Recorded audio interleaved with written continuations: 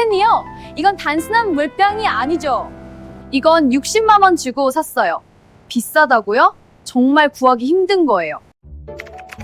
어쩌다 우리 손에 오브젝토로지. 어쩌다 우리 손에 이 물건이 들어오게 됐을까요? 오늘 한국에서 가장 핫한 텀블러 스탠리 이야기입니다. 이 영상 하나가 전 세계 텀블러 시장을 뒤집었습니다.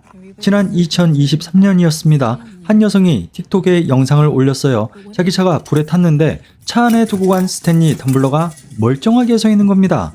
그것도 얼음까지 살아있었어요. 이 영상에 좋아요가 900만 개 달렸습니다. 댓글이요 5만 4천 개입니다. 댓글 중에 제일 인기 있었던 게 뭔지 아세요? 스탠리가 차를 만들었어야 된다. 그리고 스탠리 CEO가 직접 나와서 말했습니다. And we'll probably never do it again, but we'd love to replace your vehicle. Yeah.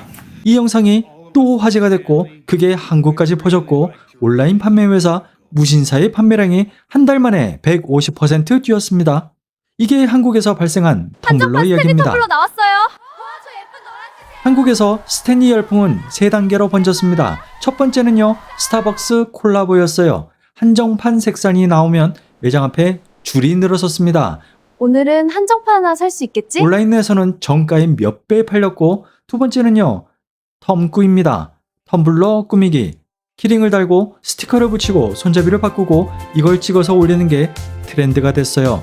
유튜브에 스탠리 텀꾸 검색을 하면 수백 개 영상이 나옵니다.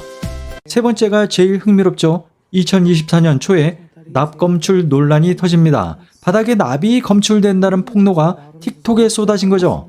그러자 스탠리가 해명을 했고 판매량은요 어떻게 됐을까요?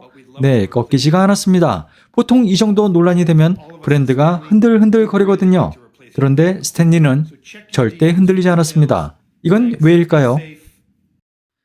여기서 가장 궁금한 이야기가 나옵니다. 기능으로 보면요. 보냉 성능이 좋은 텀블러는 스탠리만 있는 게 아닙니다. 실제로 써본 사람들이 커뮤니티에 올린 글을 보면 다른 텀블러도 얼음? 다음날까지 살아있던데?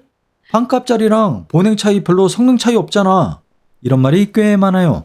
그래도 사람들은 스탠리를 삽니다. 색깔별로 사고 꾸미고 사진을 찍습니다. 그리고 SNS에 자랑을 하죠. 미국에서는 고등학생이 스탠리를 수집하는데 부모가 월 300만 원 넘게 썼다는 기사도 나왔습니다.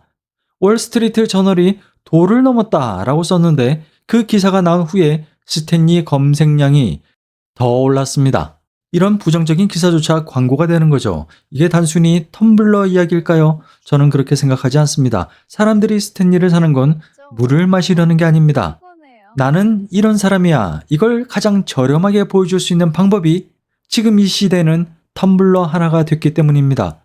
그걸 심리학자들은 디토 소비라고 부릅니다. 내가 좋아하는 사람이 들고 있으면 나도 그 사람처럼 보이고 싶어서 사는 겁니다. 그리고 한정판이 나오면 나만 없으면 어떡하지? 이런 불안이 작동하는 거죠. 이걸 포모 증후군이라고 합니다.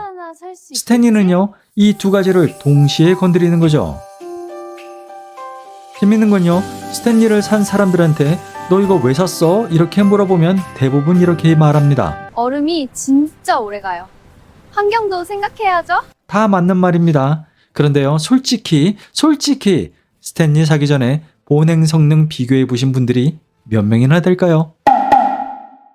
그런데 여기서 반전이 있습니다. 이 브랜드가 처음 만들어졌을 때 목표 고객은 따로 있었거든요. 1913년 광부 벌목군 건설 현장 노동자, 뜨거운 커피를 점심까지 따뜻하게 들고 다니면서 마시고 싶다. 그 사람들을 위한 통이었어요. 따뜻한 거 마시니까 힘이 나네. 튼튼하게 만든 이유도 거기 있었고 보온이 잘 되도록 만든 이유도 거기 있었습니다. 그 통이 100년이 지나고 한국 매장 앞에서 오픈런의 대상이 됐습니다. 아이러니한 건요, 스탠리가 이 통을 만들면서 판매 시장으로 잡았던 그 사람들 있죠? 현장에서 일하는 사람, 점심때 따뜻한 커피 한잔 마시고 싶다 이런 사람들. 그런데 지금 그 사람들은요, 스탠리를 안 씁니다. 왜냐고요? 비싸니까요. 줄 서서 사는 건 다른 종류의 사람들인 겁니다. 앞으로 이 시장은 어떻게 될까요? 이미 온도가 화면에 뜨는 텀블러가 나왔습니다. 스마트폰이랑 연동되는 것도 있어요. 오늘 물 몇 리터 마셨어요? 알려주는 것도 있고. 그런데 이런 기술 자체는 별게 아니죠. 아마 사람들은 앞으로 더욱더 비싼 텀블러에 열광할 겁니다. 왜냐고요? 지금 텀블러를 쓴다는 건 절약이 아니라 가치관이거든요. 일회용 컵을 안 쓰는 것 자체가 나는 이런 사람이야 이걸 보여주는 수단이 됐어요. 그 흐름이 더 세지면 세질수록 스탠리는 또 달라질 겁니다. 110년 전부터 있었다. 오리지널 무기를 들고 진짜 환경을 생각하세요? 그럼 스탠리를 사세요. 이렇게 나올 겁니다. 그리고 또 더 많이 팔릴 겁니다. 차가 불타도 얼음이 살아있던 그 영상 하나가 한 달 만에 무신사 거래액을 150% 올렸습니다. 그게 텀블러의 힘이 아닙니다. 사람들이 뭔가를 믿고 싶어 하는 힘이에요. 이건 진짜다 라는 확신, 그 확신을 손에 들고 다니고 싶은 마음. 어쩌다 우리 손에 스탠리가 들어왔을까요? 마지막으로 하나만 물어보겠습니다. 지금 당신이 들고 다니는 물건 중에 이건 그냥 쓰는 게 아니야, 이런 생각 드는 게 하나쯤 있지 않는가요? 내가 쓰는 이 물건이 조금 다르게 보이기 시작했다면 좋아요 하나만 눌러주고 가세요. 다음에는 어떤 물건의 이야기 들어보고 싶으세요? 댓글로 신청해주세요. 어쩌다 우리 손에 오브젝톨로지입니다. 어쩌다 우리 손에 오브젝토로지.